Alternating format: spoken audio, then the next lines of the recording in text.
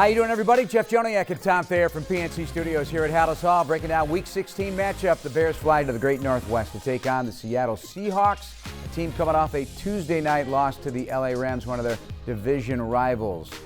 Time to break this thing down and listening to that game. Didn't get to see the game, but a lot of things that happened to the Bears this past week happened to Seattle this past week. So two teams that are piling up the losses, not getting successful victory plans in terms of what they're doing offensively and defensively, but having some calls go against them. Kind of a same situation. Weird how it is. Yeah, there's a lot of complaining going on by both teams on the officiating, and I'm one of the lead complainers when you talk about the Bears game. But when you look at these two teams, they're kind of at the opposite end of the spectrum of where they're going.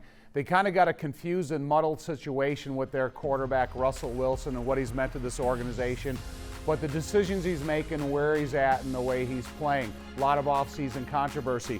When you look at Justin Fields, his arrow is pointed up, and he's going to be the quarterback of the next decade. So, you know, it's going to be interesting, the path that maybe within the next year or two both of these teams take. Now let's take a look at what the Bears did in their loss to the Minnesota Vikings, because they didn't know who they were going to have, when they were going to have them, and where they were going to put them. But you got to give a tip of the cap to the way the defense played. Guys stepped up, guys we haven't seen play. One of those guys, obviously, Thomas Graham, really impressed us. Yeah, you know, and it started out initially where they threw the ball in his direction and he was able to really limit the success of the wide receiver. And I was really excited to see where that was going.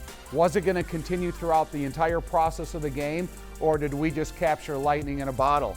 He didn't disappoint me. He came out here, and when he was elevated to the active roster, inserted on the field, he kind of played the way that we saw him initially in OTAs in the early portion of training camp. Well, the whole secondary was buzzing around, and part of that was due to what was happening in the front seven. Roquan Smith was flying around. Hakeem Hicks played his first game in a while, and you really missed his presence. He was into it. He was excited. Showed his love of the game and really put some heat on the Minnesota Vikings. You know, after Matt's reaction to the bad calls of the officials, I think the defense really took it to another level. They were able to really get pressure with Hakeem Hicks and the rest of the guys, including Robert Quinn, Alec Ogletree, and Roquan Smith. They played like they've been playing all year. And then they were complemented by quality defensive back play. Really unfortunate penalty thrown on Deion Bush early in the game. But I do think it took the defense to another level in terms of emotions, effort, and the outcome of what they did to Minnesota's offense. Offense moving the ball, just can't dent that end zone. So now let's take a look at how they work against the Seattle Seahawks. Will be coming off a short week, something they didn't plan either, but experienced head coach and Pete Carroll there and some experienced players, they'll be ready to go.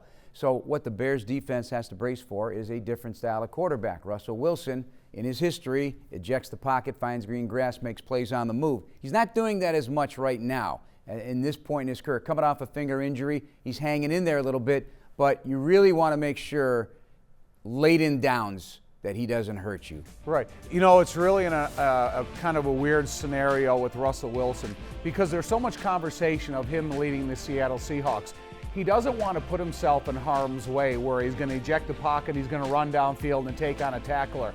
Sometimes to avoid contact, when he is going to throw the ball, he throws it a little early and puts the pressure on the receiver to come up and make the big catch.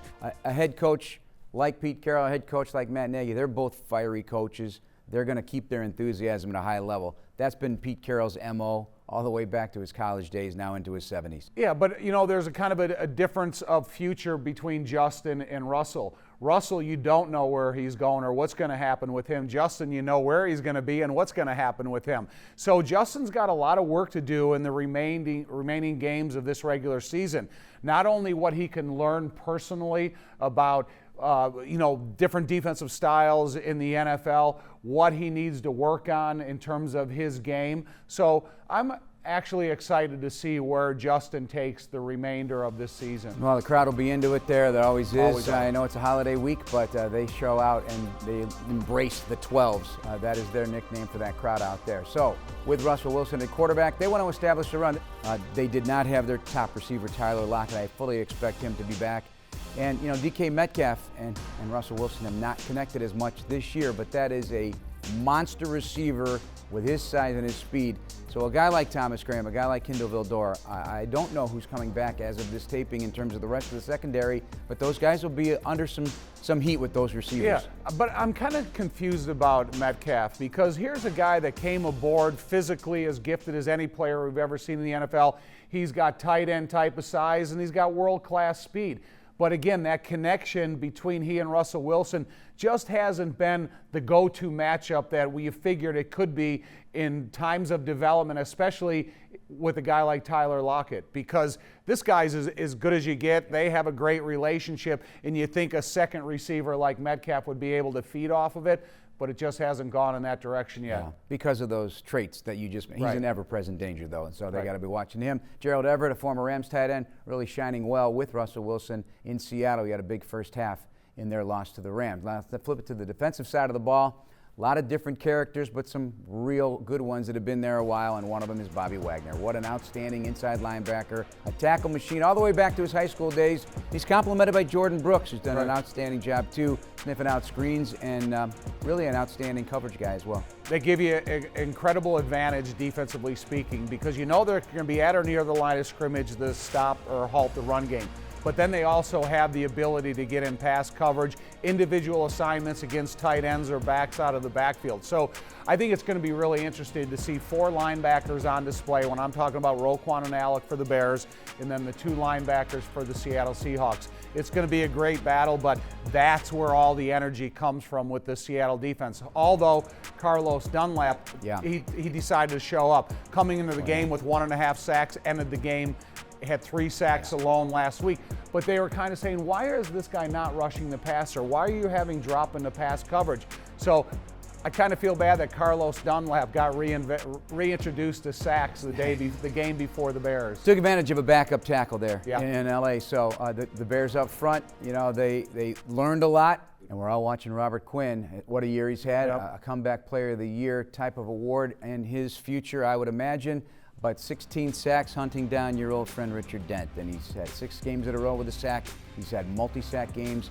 And on a track like that in Seattle, I'm expecting more. I'm expecting more from him. He's having a great year. Just keep that rhythm going. Yeah, just not an easy guy to hunt down in Russell Wilson. So it's going to be about Robert Quinn winning pass rushes immediately to put Russell Wilson on the defensive. But we see the way Robert Quinn can run. He can chase down fast quarterbacks. Seattle, first losing season since Russell Wilson took over there back before the 2011 season. So they've got some work to do up there. It'll be an interesting matchup. We'll have it for you on WBBM News Radio 105.9, starting with a noon pregame and a 3:05 kickoff. That's it for Game Preview. For Tom Thayer, I'm Jeff Joniak. Thanks for watching, everybody.